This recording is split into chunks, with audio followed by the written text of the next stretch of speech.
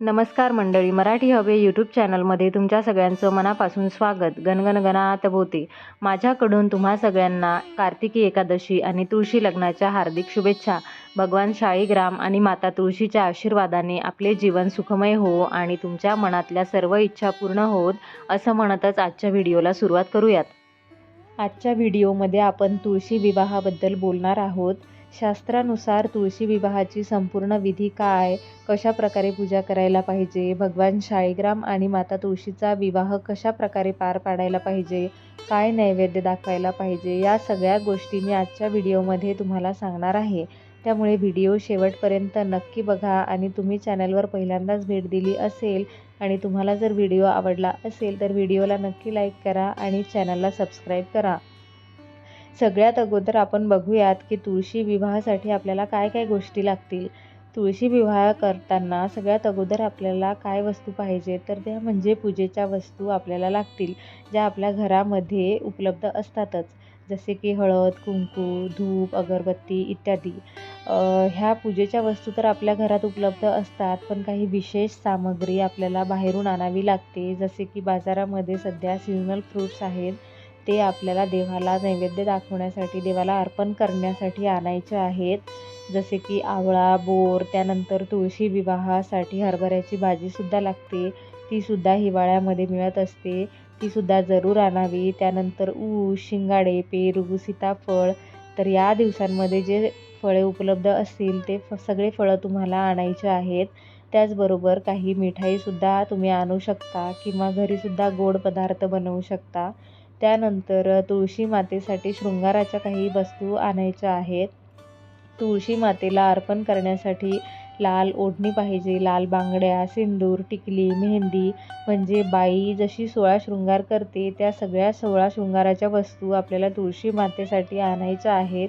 तुमच्याकडून जर एवढं घेणं शक्य होत नसतील तर निदान सिंदूर आणि टिकली, बांगड्या एवढं तरी तुम्ही तुळशी मातेसाठी नक्की आणा.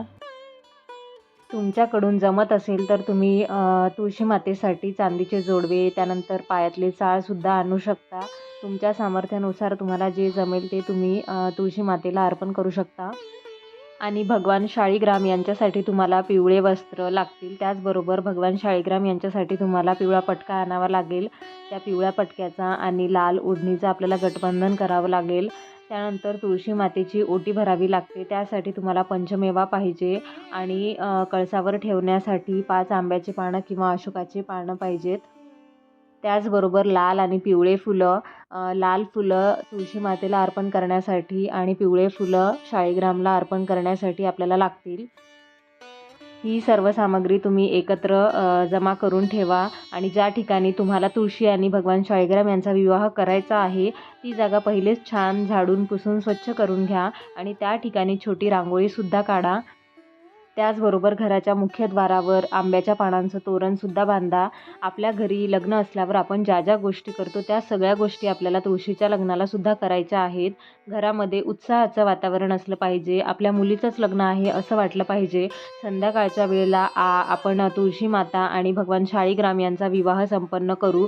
तुम्ही एकादशी किंवा द्वादशीला देखील लग्न लावू शकता आणि या दोन्ही दिवशी काही कारणामुळे जर तुम्हाला लग्न लावणे शक्य झालं नाही तर तुम्ही पौर्णिमेला तुळशी विवाह करू शकता. ज्या दिवशी तुम्हाला तुळशीचे लग्न लावायचे आहे त्या दिवशी घरातील सर्व व्यक्तींनी स्नान करून स्वच्छ कपडे परिधान करावे. शक्य असल्यास नवे कपडे परिधान करा आणि ज्या ठिकाणी तुळशीचे लग्न लावायचे आहे त्या ठिकाणी घरातील सर्व लोकांनी एकत्रित व्हा.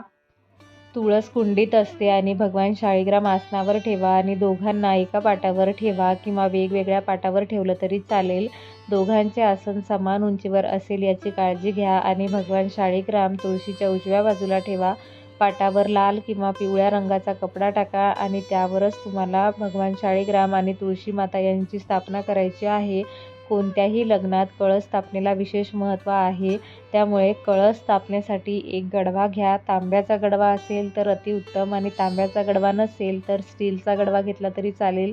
तो गडवा स्वच्छ पाण्याने भरून घ्या. त्यात एक शिक्का टाका आणि छोटी सुपारी टाका. त्याचबरोबर हळकुंड असेल तर एक हळकुंड टाका. त्यानंतर त्या गडव्यामध्ये 5 पानं ठेवा. आंब्याची पानं असतील तर ती, नाहीतर अशोकाची पानं ठेवा आणि त्यावरती पूर्ण पात्र ठेवा आणि त्या पात्रावर गहू किंवा तांदूळ ठेवा आणि त्यावर एक नारळ ठेवा. अशा प्रकारे कळश स्थापित झालेला आहे. कळश स्थापित करण्यापूर्वी तुम्ही समोर तुपाचा दिवा लावा. कळश स्थापना झाली की मग असते ती गणेश स्थापना. तुमच्याकडे गौरी गणेश नसेल तर तुम्ही सुपारीची पूजा करून गणेश स्थापना करू शकता.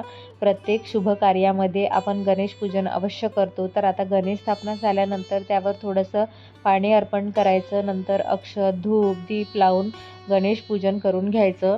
गणेश पूजन केलं त्याप्रमाणेच कळसाची सुद्धा पूजा करून घ्यायची. कळसाची पूजा झाल्यानंतर तुम्हाला तुळस आणि शाळीग्रामची पूजा करून घ्यायची आहे आणि नंतर करायचा आहे त्यांचा विवाह.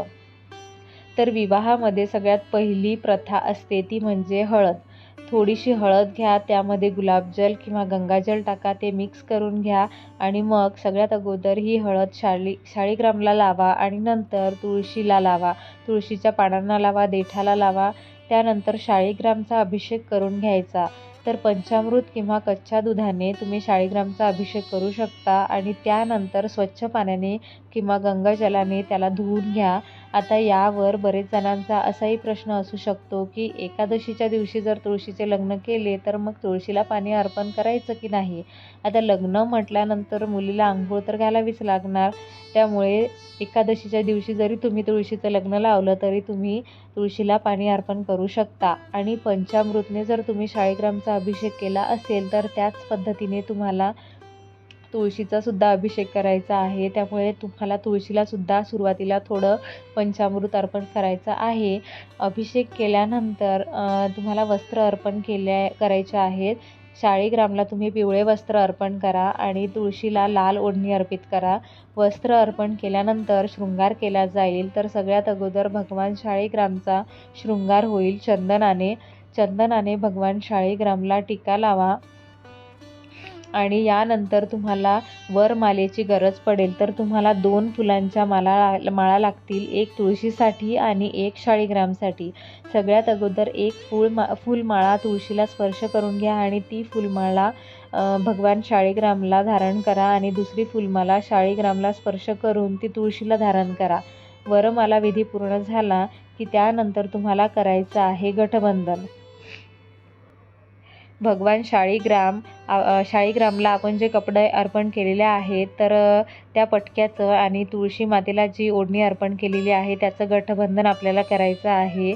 तर गठबंधन करताना तुम्ही पाहिलं असेल की ब्राह्मण त्यामध्ये फुलं, अक्षदा, पैसे ठेवतात. तर आपल्याला तुळशी मातेच्या ओढणीमध्ये लाल फुलं, लाल पिवळे फुलं, त्यानंतर शिक्का, त्यानंतर पैसे, तीळ ठेवायचे आहेत आणि त्यानंतर भगवान शाळीग्राम आणि माता तुळशी यांच्या वस्त्राचं गठबंधन करायचं आहे.